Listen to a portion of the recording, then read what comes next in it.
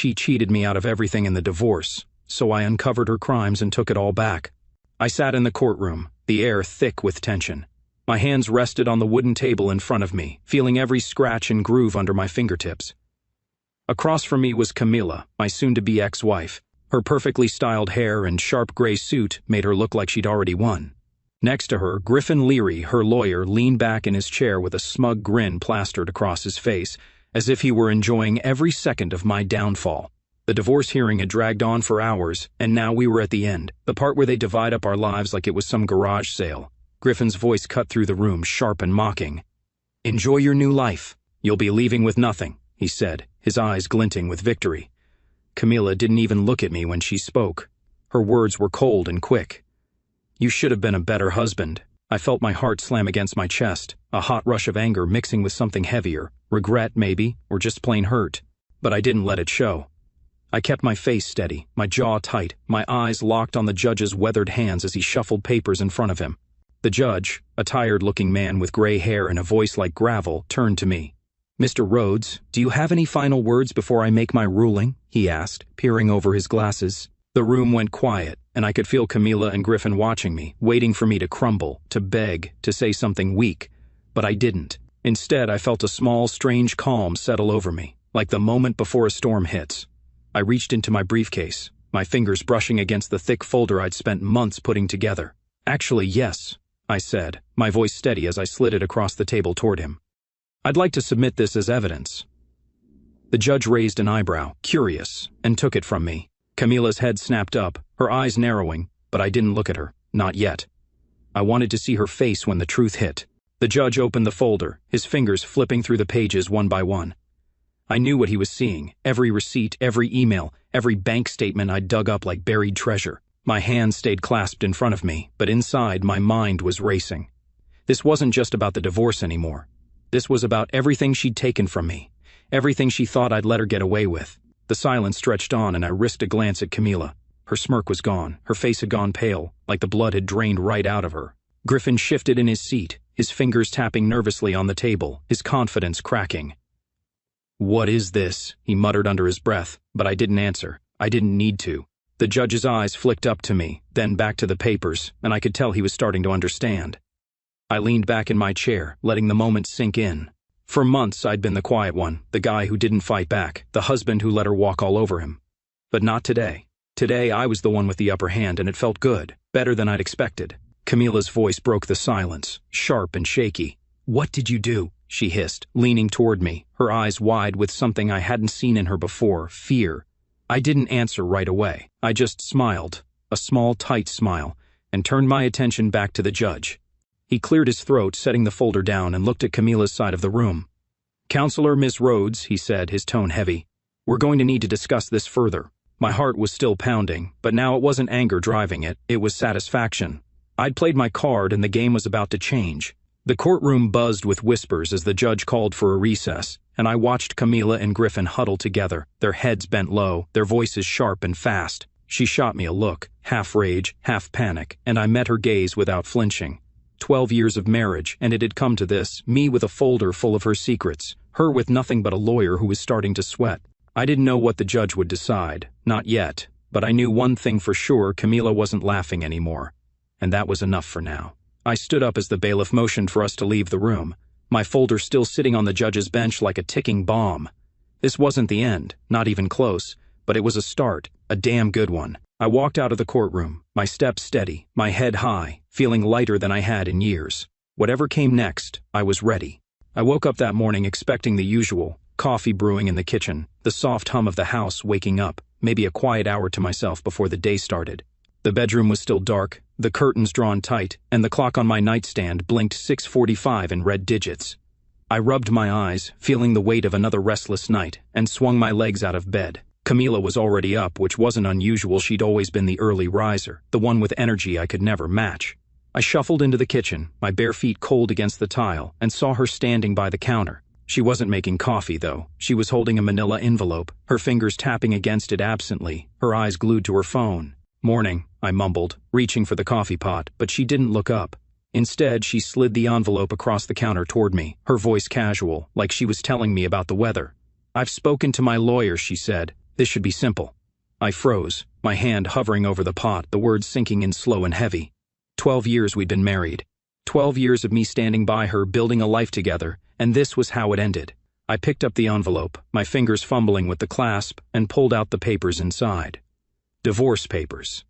Her signature was already there, neat and sharp, like she'd signed a business contract. My eyes scanned the pages, the legal words blurring together, but one thing stood out clear as day. I was getting nothing. No house, no money, no piece of the business I'd helped her build. Zero. I looked up at her, waiting for something, an explanation, an apology, anything. But she just kept scrolling on her phone, her face blank. "Camila," I said, my voice rough, "what is this?" She finally glanced at me, her eyes cool and distant. "It's over," she said. "You knew this was coming." Did I? I stood there, the papers shaking in my hands, feeling like the floor had dropped out from under me. I don't know how long I stood there, staring at her, trying to make sense of it. She didn't even flinch, just went back to her phone like I wasn't there. I'd spent years supporting her, pouring myself into Rhodes Interiors, her design company. I wasn't the flashy one, sure. I didn't stand in front of clients or schmooze at parties, but I was the backbone. I'd handled the boring stuff, the admin work, the accounting, the endless emails and schedules. I'd stayed up late balancing her books when she was too tired, planned her events when she was too busy, all without a paycheck or a thank you. And now she was tossing me out like I'd been some hired help she didn't need anymore. "After everything," I said, my voice low, "this is what I get." She sighed, setting her phone down, and looked at me like I was a kid who didn't get it. "You didn't keep up," she said. "I grew. You didn't." The words hit me like a punch, and I felt something inside me snap, not loud, not dramatic, just a quiet break, like a string pulled too tight. I walked out of the kitchen, the papers still in my hand, and sat on the couch in the living room. The house was quiet, too quiet, and I could hear her moving around behind me, getting ready for her day like nothing had happened. I flipped through the pages again, reading every line, every cold, calculated detail. She wanted the house we'd bought together, the one I'd fixed up with my own hands, new paint, new floors, every leaky faucet replaced. She wanted the business, all of it, even though I'd been there from day one, back when it was just an idea scribbled on a napkin. No alimony, no equity, no nothing. Just a clean break for her and a big empty nothing for me. My chest tightened, and I clenched my jaw, trying to keep the anger from spilling out. I wanted to yell, to throw the papers in her face, to demand she explain how she could do this. But I didn't. I just sat there, breathing hard, letting it sink in. By the time she left for work, her heels clicking against the floor as she grabbed her bag and walked out, I was still on the couch. The door slammed shut, and the silence swallowed me whole. I looked around the room, the framed photos of us, the furniture we'd picked out together, the life we'd built. And it hit me. She'd planned this. She'd been steps ahead, plotting this casual goodbye while I was still playing the loyal husband. I dropped the papers on the coffee table and leaned back, staring at the ceiling. I could have begged her to stay, could have fought right then and there, but what was the point? She'd made up her mind, and I wasn't in it anymore. But as the minutes ticked by, something else started growing inside me. Not just hurt, not just anger, but a spark of something harder, something sharper. I wasn't going to let her walk away with everything. Not like this. I didn't know how yet, but I'd find a way to fight back. That morning, when she handed me those papers, she thought she'd ended it. She didn't know she'd just started something bigger. I wasn't always the guy sitting quietly in the background, letting life happen around me. I used to be more than that. And that morning, after Camila dropped the divorce papers on me, I couldn't stop thinking about how it all started.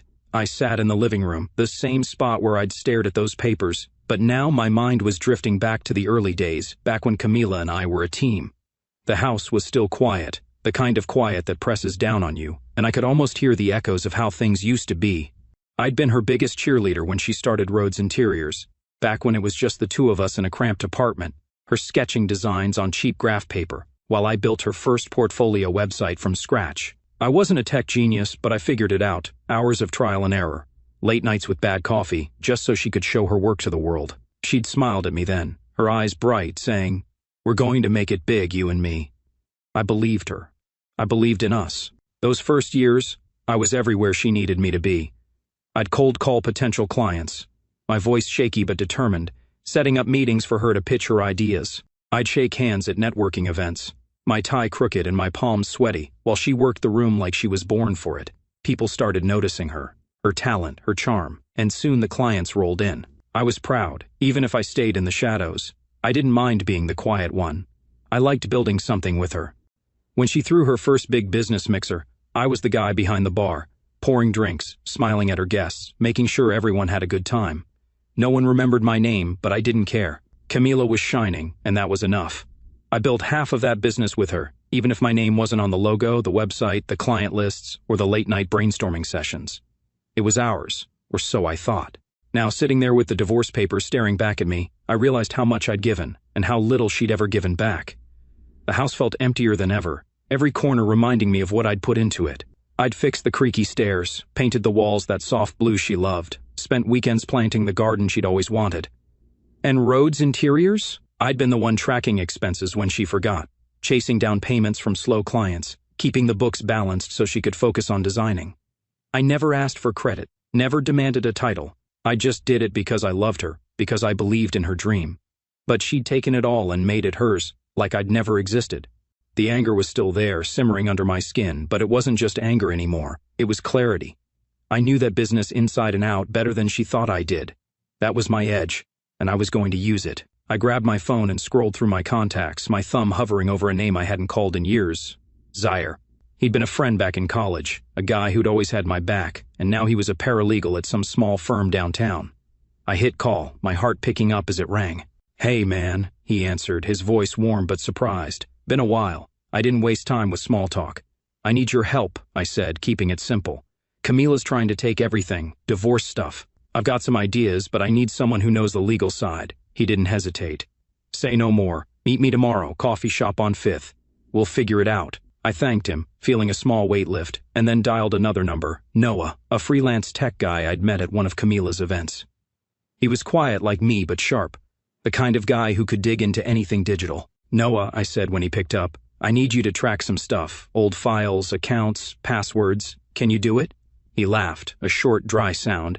"If it's online, I can find it. Send me what you've got." That afternoon, I started pulling things together. I rummaged through the home office, her office technically, where I'd spent countless hours working for free. Old laptops, stacks of papers, a USB drive she'd forgotten about. She'd always been careless with the details, leaving me to clean up the mess, and now that was going to bite her.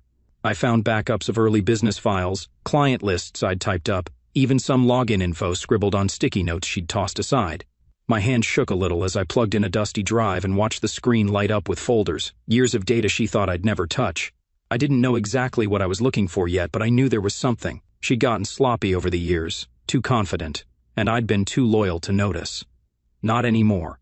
By the time the sun dipped below the horizon, casting long shadows across the room, I had a plan taking shape. Zaire would help me figure out what was legal, what I could use. Noah would dig deeper, crack into accounts she'd locked me out of. And me? I'd piece it all together. Every quiet contribution I'd made, every hour I'd spent building her empire. The house creaked around me, and I leaned back in the chair, staring at the ceiling. Camila thought she'd left me with nothing, but she didn't know what I was capable of. Not yet. I wasn't the silent husband anymore. I was the guy who'd built half her world, and I was about to remind her of that, one file at a time. The night started blending together after that morning with the divorce papers, each one stretching out long and restless as I sat alone in the house, digging through the past. The living room had become my war room, papers scattered across the coffee table, my laptop glowing in the dark, a half-empty mug of cold coffee sitting forgotten by my side. I'd always been the organized one, the guy who kept track of the details Camila ignored, and now that was my weapon. I started small, pulling up old files from the USB drives I'd found, flipping through stacks of receipts she'd shoved into drawers years ago. At first it was just a mess, random numbers, scribbled notes, invoices that didn't add up. But the more I looked, the more I saw patterns she'd never bothered to hide. My eyes burned from the screen's glare, but I couldn't stop. Every click, every page was another piece of the puzzle, and I was starting to see the whole ugly picture. Camila had grown reckless over the years, too sure of herself, too convinced I'd never look twice at what she was doing. I found unfiled receipts, hundreds of them, tucked away in folders she hadn't touched since the early days of Rhodes Interiors. Little things at first, like payments to vendors that didn't exist, expenses listed twice on different dates. Then it got bigger, backdated invoices for projects that never happened, money shuffled to shell companies with names I didn't recognize. I leaned back on the couch, rubbing my face, trying to process it. She'd been moving cash around, hiding it, and I'd been too busy keeping her books straight to notice. My fingers hovered over the keyboard, hesitant. Then I typed one of the company names into a search. Nothing came up, No website, no address, just a dead end. That's when I knew I was onto something real. I kept going, night after night, the house silent, except for the soft hum of the laptop and the occasional creak of the floorboards. Noah had come through with some old passwords, stuff Camila hadn't changed in years, and that opened the floodgates, bank statements, emails, account logs I hadn't seen since I stopped handling the day-to-day admin. I found offshore transfers, small at first, then bigger, thousands of dollars slipping out of Rhodes Interiors into accounts I couldn't trace. My heart pounded as I copied everything onto a new drive, my hands steady even though my mind was racing. This wasn't just about her cheating me out of the divorce. This was fraud, maybe worse. I thought about all those early investors, the ones who'd believed in her, the ones she'd pushed out once the business took off. I'd met them, shaken their hands, promised them she'd do right by them. Had she screwed them over too? Then I found something that stopped me cold. Payments to Elliot Reyes. I knew that name.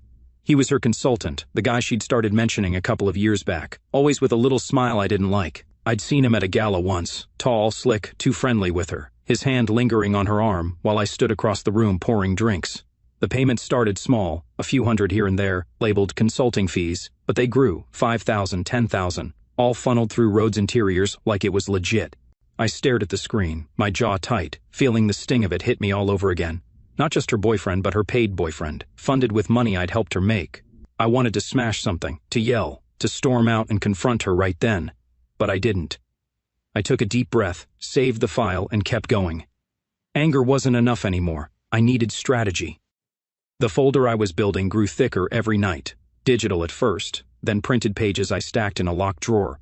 I cross-checked dates, matched payments to projects, dug into every corner of the business I could reach. I found more fake charitable write-offs, donations to groups that didn't exist, all logged as tax deductions. She'd siphoned hundreds of thousands over the years, pocketing it while I was balancing her spreadsheets, thinking I was helping us build a future. My hand shook as I printed the last batch, the printer whirring in the quiet house. I wasn't just fighting for my half of the divorce anymore. I was holding proof she'd broken laws, hurt people, lied to everyone. Justice wasn't a vague hope now, it was a real thing, sitting in that stack of paper. I met Zaire at the coffee shop the next day, sliding a few key pages across the table. He whistled low, flipping through them, his eyes sharp. "This is heavy," he said, glancing up at me. "You sure you want to go this far?" I nodded, my voice firm. "She doesn't get to walk away clean." He didn't argue, just told me to keep it quiet, keep it safe, and he'd help me figure out what was admissible. Noah called later, his voice tense. "I've got more account logs from 3 years back. You're not going to like it." He emailed me the files, and I spent another night connecting dots, my coffee going cold again. Every new piece made the picture clearer. Camila hadn't just betrayed me. She'd built her success on a house of cards, and I was about to pull it down. The courtroom felt different that day, heavier somehow, like the air itself knew something big was about to happen. I sat at my table, my hands resting on the smooth wood, my folder sitting in front of me like a loaded gun I'd finally get to fire. Across the room, Camila perched in her chair, her posture stiff, her eyes flicking between me and the judge. Griffin Leary sat beside her, his usual smirk dialed back to something tighter, less sure. The divorce hearing had been dragging on for weeks, but this was it, the final moment, the one I'd been building toward since that morning she handed me those papers. My attorney, Delilah Chin, gave me a small nod from her seat next to me, her calm confidence steadying my nerves. I'd handed her the folder days ago, and she'd told me, "This changes everything, just wait for the right time." That time was now. The judge shuffled his papers, his glasses perched low on his nose, and looked up at us. "We're here to finalize the division of assets," he said, his voice dry and procedural. "Any last submissions before I rule?" Griffin stood, smoothing his tie, ready to launch into some polished speech about why Camila deserved it all. The house, the business, every damn thing. But before he could get a word out, I raised my hand. "Your Honor," I said, my voice steady even though my heart was hammering, "I have something to submit." The judge nodded, curious, and I slid the folder across the table to the bailiff, who carried it up to the bench. Camila's head snapped toward me, her eyes narrowing, but I kept my gaze on the judge. This was my moment, and I wasn't going to let her stare me down. He opened the folder, his fingers moving slowly at first, then pausing as he read. The room went quiet, the kind of quiet where you can hear your own breathing, and I watched his expression shift. His brows furrowed, his mouth tightened. I knew what he was seeing, the tax evasion records, the investor fraud, the fake charitable write-offs I'd spent nights uncovering, pages of bank statements showing offshore transfers, invoices for shell companies, payments to Elliot Reyes labeled as consulting when they were anything but. I'd laid it all out, dates, amounts, proof she'd siphoned hundreds of thousands from roads' interiors into her own pockets. My hands stayed clasped in front of me, but inside, I was buzzing, every nerve alive with the weight of what I'd done. This wasn't just about me anymore, it was about showing who she really was. Griffin shifted in his seat, his fingers tapping the table, his face tightening as the judge kept reading. Camila leaned toward him, whispering something sharp and fast, but he shook his head, his eyes locked on that folder like it was a bomb about to go off. And it was. I'd made sure every piece was airtight. Zaire had checked the legal angles, Noah had pulled the digital trails, and I'd connected it all. The judge flipped another page, then another, his silence stretching out until it felt like the whole room was holding its breath. Finally, he set the folder down, his hands resting on it, and looked up at Camila's side of the room. "Ms. Rhodes," he said, his voice low and serious, "these are serious allegations." My chest tightened, but I didn't move, didn't flinch. I let the evidence talk. I didn't need to say a word. Griffin shot to his feet, his voice louder than it needed to be. "Your Honor, this is irrelevant to the divorce proceedings. This is a stunt, a desperate attempt to—" The judge cut him off with a raised hand, his eyes sharp. "Sit down, counselor. I'll decide what's relevant."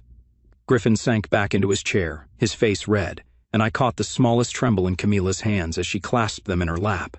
She wasn't smirking now. She wasn't even looking at me, just staring straight ahead, her jaw tight, her skin pale. I leaned back in my chair, letting the moment settle over me like a wave. For months, I'd been the one on the ropes, the guy she thought she could toss aside with nothing. But now, she was the one squirming, and I was the one holding the cards. The judge cleared his throat, flipping back to the first page of the folder, and started asking questions, slow, deliberate ones directed at Camila's team. "Can you explain these transfers to an account in the Cayman Islands, dated 3 years ago?" he asked. Griffin stumbled over his words, something about business expenses, but the judge wasn't buying it. "And these payments to Mr. Reyes? What consulting services did he provide exactly?" Camila's voice broke in, sharp and shaky. "That's private. This doesn't belong here." But the judge didn't let up, his tone growing harder with every question. I sat there, silent, watching it unfold, feeling the shift in the room. Delilah leaned toward me, her voice a whisper. "You did it. They're rattled." I nodded, barely, keeping my eyes on the judge. This wasn't about gloating, it was about justice, and it was finally happening. By the time he called a recess, the air was thick with tension, and Camila's team was scrambling. Griffin gathered his papers, his movements jerky, while Camila shot me a look, pure venom, her eyes blazing with something I hadn't seen in her before, fear maybe, or fury, or both. I met her gaze, calm and steady, and didn't look away until she turned back to Griffin, her whispers sharp and urgent. The bailiff ushered us out, and I stood, my legs steady even though my pulse was still racing. Delilah clapped me on the shoulder as we walked into the hallway. "That folder's a game changer," she said. "They didn't see it coming." I nodded, feeling the weight of it all, the nights of digging, the years of being invisible, finally paying off. Camila thought she'd won before the fight even started. She was wrong. That night, after the courtroom showdown, I was back in the house, pacing the living room, the folder still burning a hole in my mind. The TV flickered in the background, some late-night news I wasn't really watching. But the quiet felt too heavy to sit in alone. My phone sat on the coffee table, dark and silent, until it buzzed hard against the wood, jolting me out of my thoughts. Unknown number. I hesitated, my thumb hovering over the screen, and picked it up. "Hello," I said, my voice rough from hours of not talking. There was a pause, then a deep voice came through, low and raspy, like it was trying to hide itself. "Back off," it said. No hello, no explanation, just those 2 words, sharp and cold. My stomach twisted, but I kept my tone steady. "Who is this?" Another pause, longer this time, then a click. The line went dead. I stared at the phone, my heart thudding, wondering if I'd imagined it. But I hadn't. Someone was scared enough to call me in the middle of the night. The next morning, Delilah's name lit up my screen before I'd even poured my coffee. "Camila's team filed a motion," she said, her voice brisk but calm. "They want to settle. Full offer. House included, some cash too." I leaned against the kitchen counter, the mug warm in my hands, and let that sink in. A settlement. After everything, the folder, the evidence, the judge's questions, they were waving a white flag. But it didn't feel like victory. It felt like a bribe, a desperate grab to shut me up before I pushed harder. "They're scared," Delilah added. "That folder hit a nerve." I nodded, even though she couldn't see me, my mind already spinning. "What do you think?" I asked. She didn't hesitate. "We've got them on the ropes. If you want more, we keep going." I set the mug down, staring out the window at the empty street. More. I wasn't done, not yet. Then things started getting weird. Delilah called again that afternoon, her tone tighter this time. "My office got broken into last night," she said. "Files tossed, nothing big taken, just a mess. Cops think it's random, but..." She didn't finish, and she didn't need to. I felt a chill crawl up my spine. Random didn't fit, not after that call, not after the settlement push. Later that day, I tried logging into my bank account. Frozen solid, no explanation. Just a contact us message blinking on the screen. I spent an hour on hold with the bank, my jaw tight, until they unfroze it, muttering something about a security flag. Coincidence, maybe. But then Zaire texted me, his words short and clipped. "Guy in a black car followed me home. Be careful." My hands went cold as I read it, the pieces clicking together too fast. Camila wasn't just rattled, she was panicking, and someone was acting on it. I sat on the couch that night, the house dark except for the glow of my laptop, trying to make sense of it all. The folder had cracked something open, something bigger than I'd expected, and now the pushback was real. Phone calls, break-ins, frozen accounts. I wasn't scared, not exactly, but I was alert, every creak of the house making me glance toward the windows. Then my email pinged, a new message from an address I didn't know, just numbers and letters mashed together. The subject line stopped me cold. "Check the attachments before it's too late." My pulse kicked up, and I clicked it, half expecting a virus or a scam. Instead, it was photos, grainy but clear enough. Camila and Griffin at a cafe, heads bent close, and a woman I didn't recognize sitting across from them. Sharp suit, dark hair, a notepad in her hand. The timestamp on the images, 2 days ago. I zoomed in, my eyes narrowing, trying to place her. Something about her felt off, too stiff, too focused. I forwarded the email to Noah with a quick note, "Who's the woman?" He got back to me in 20 minutes, his reply short, "Working on it." "Give me a day." I leaned back, staring at the screen, the photos still open. Whoever sent this wanted me to see it, wanted me to know Camila was scrambling, but why? Was it a warning, a threat, or something else? I couldn't sleep after that.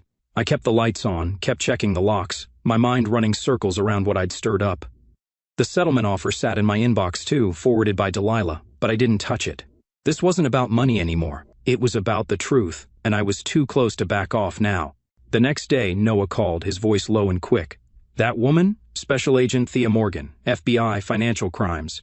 I dug into some public records. Rhodes Interiors is on their radar, money laundering, maybe more." My breath caught, the phone heavy in my hand. FBI. Suddenly, the break-in, the call, the tale on Zaire. It all made sense. Camila wasn't just fighting me, she was fighting something way bigger, and I'd accidentally stepped right into it. "What do I do?" I asked, my voice quieter than I meant it to be. Noah didn't sugarcoat it. "Keep your head down, but don't stop. They're watching her, not you. Yet." I hung up, my hand shaky, and looked at the photos again. Camila's face in the cafe, tense and sharp, told me everything. She was cornered, and I was the one holding the match.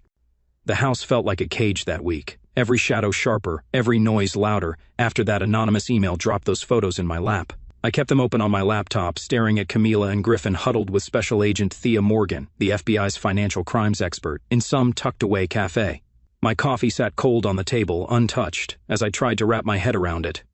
Rhodes Interiors wasn't just a messy divorce battle anymore. It was a federal investigation, and I'd stumbled right into the middle of it. My phone buzzed every few hours, texts from Zaire checking in, updates from Noah digging deeper, Delilah keeping me posted. But I couldn't shake the feeling that I was being watched too. The late-night call, the break-in at Delilah's office, my bank account freezing. It wasn't random. Camila was desperate, and desperation made people dangerous. But I wasn't backing down, not now, not when I was this close to seeing it all unravel. I met Delilah at her office a few days later, stepping over the mess the break-in had left, papers still scattered, a cracked picture frame leaning against the wall. She handed me a sealed file, her eyes steady but serious. "This came from a source I trust," she said, tapping it with her finger. "Open it when you're alone." I nodded, tucking it under my arm, my stomach tightening. Back home, I locked the door, pulled the curtains, and sat at the kitchen table, the file staring back at me. My hands hesitated, then ripped it open. Inside was an affidavit, signed by Kay Duran, Griffin's junior associate. I'd met her once, a quiet girl with nervous hands, always trailing behind him at hearings. Now she was a whistleblower, and her words hit like a hammer.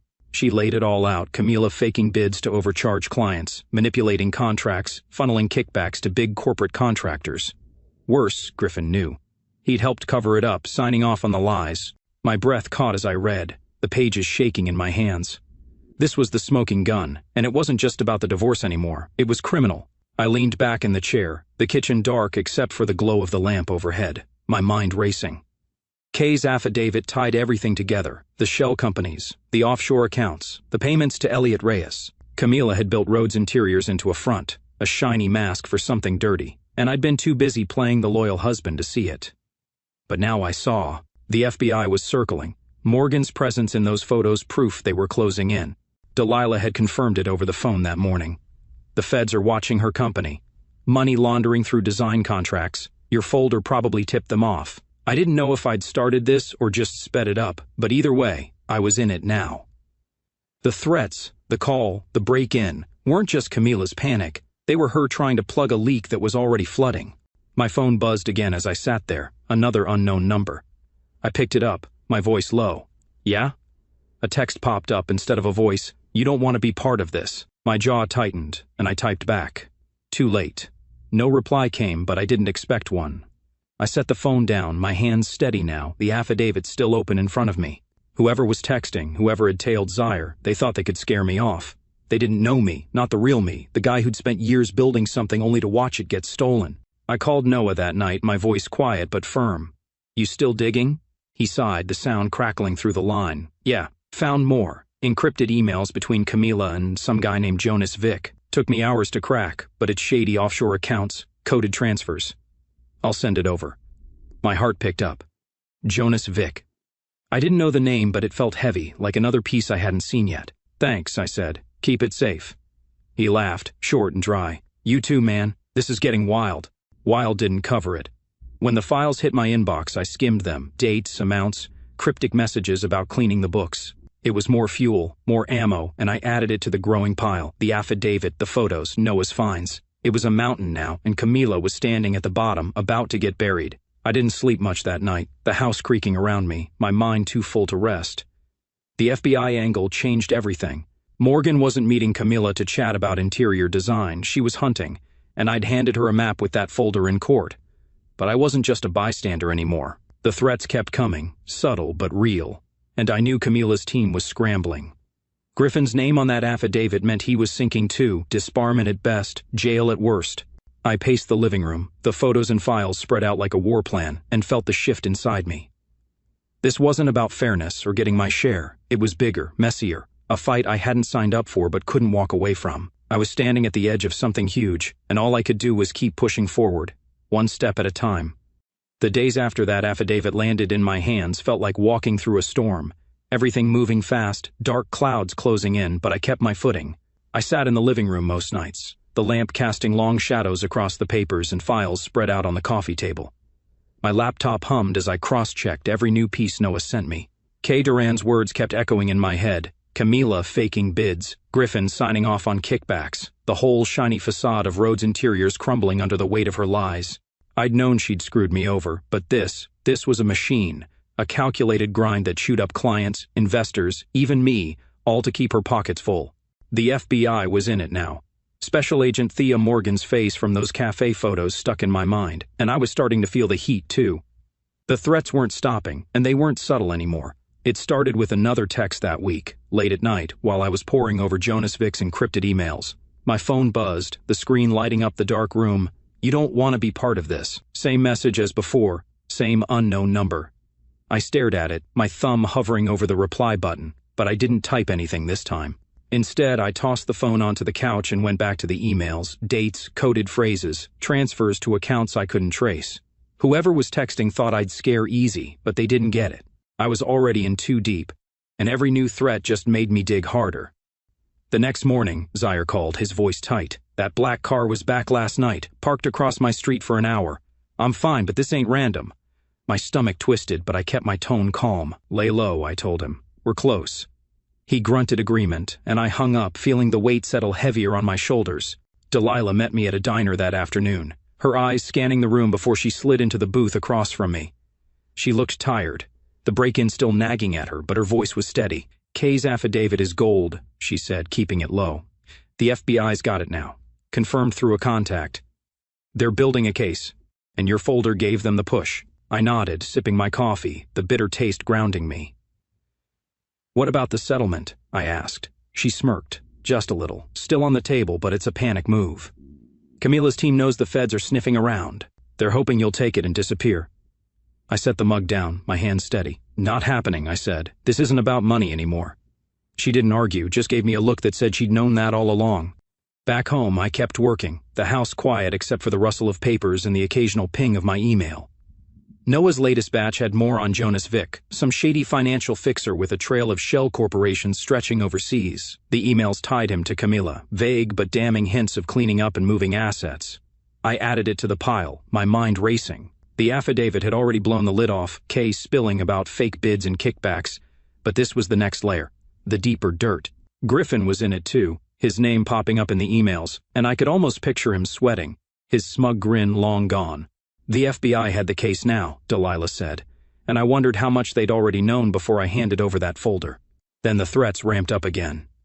I woke up one morning to find my car's windshield cracked, nothing stolen, just a spiderweb of glass, like someone had taken a bat to it. No note, no witnesses, but I knew. I called Delilah, my voice low as I stood in the driveway staring at the damage. "They're not stopping," I said. She didn't sugarcoat it.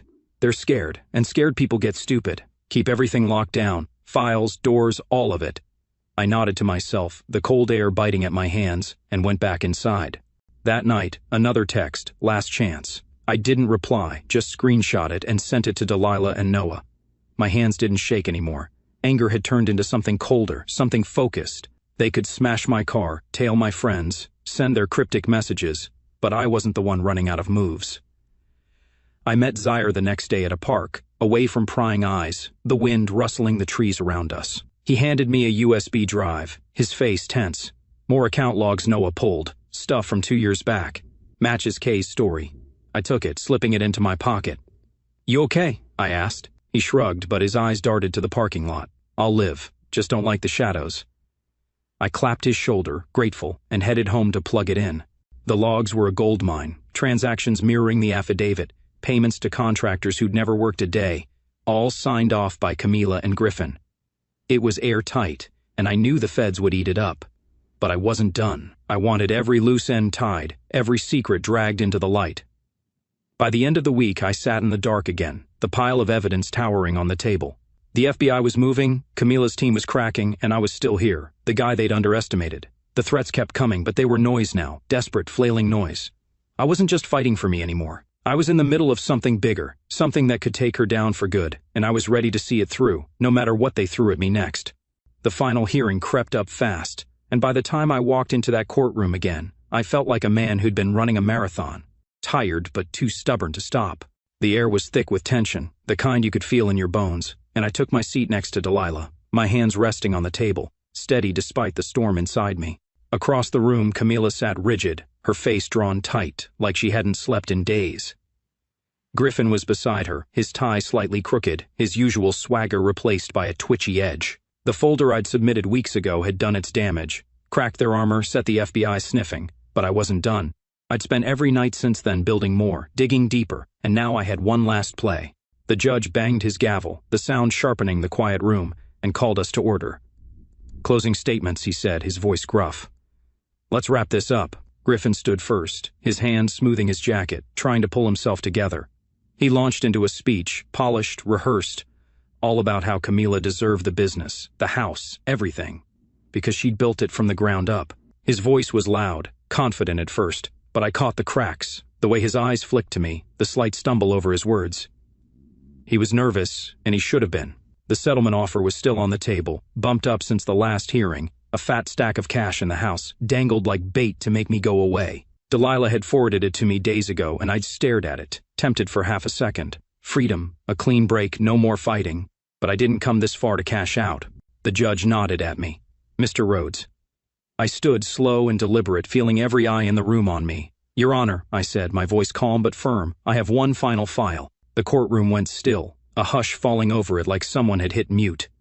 I reached into my briefcase, my fingers brushing the edges of the new folder, thicker than the last, packed with everything Noah and Zaire had pulled since the affidavit. I handed it to the bailiff, who carried it up to the judge, and I watched Camila's face as he took it.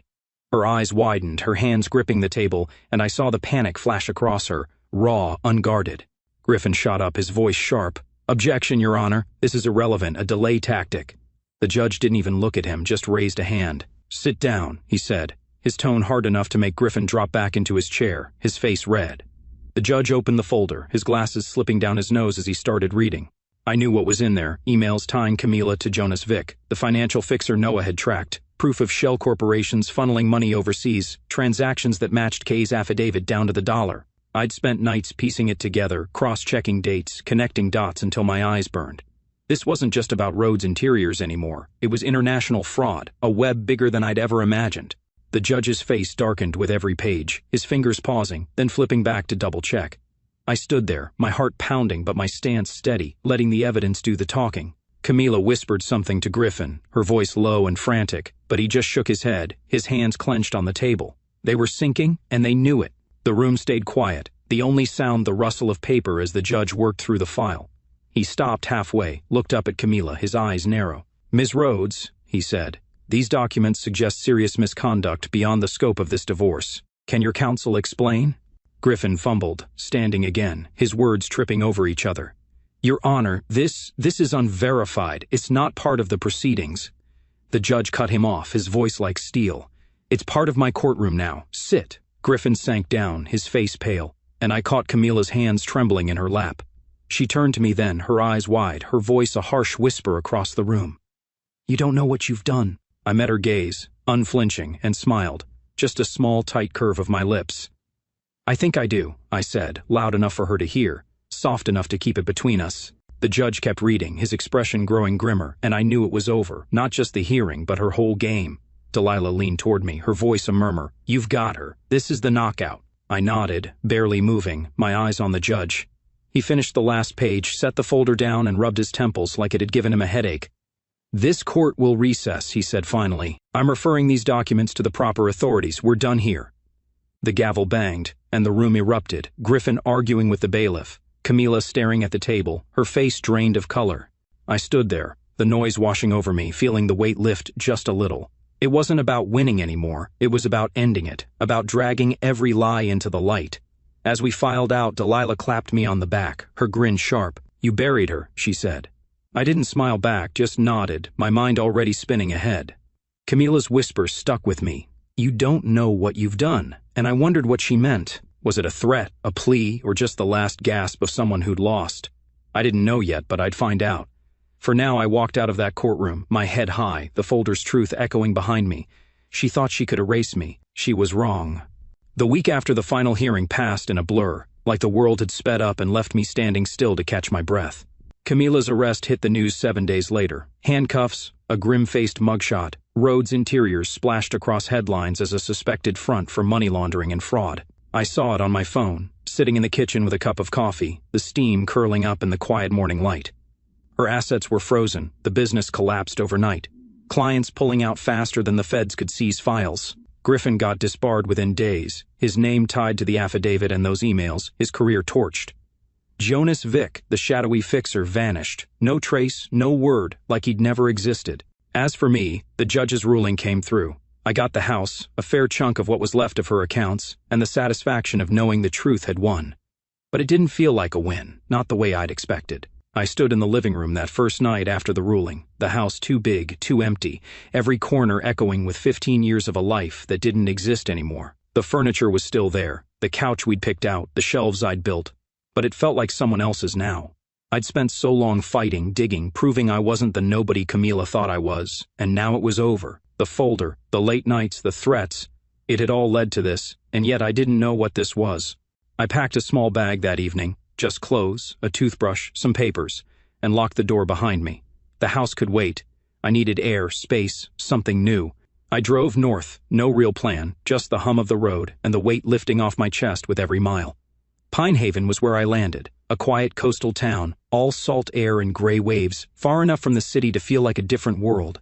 The first morning there, I woke up in a rented cabin, the sound of the ocean creeping through the cracked window. No phone buzzing, no files to pore over, just the steady crash of water on rocks.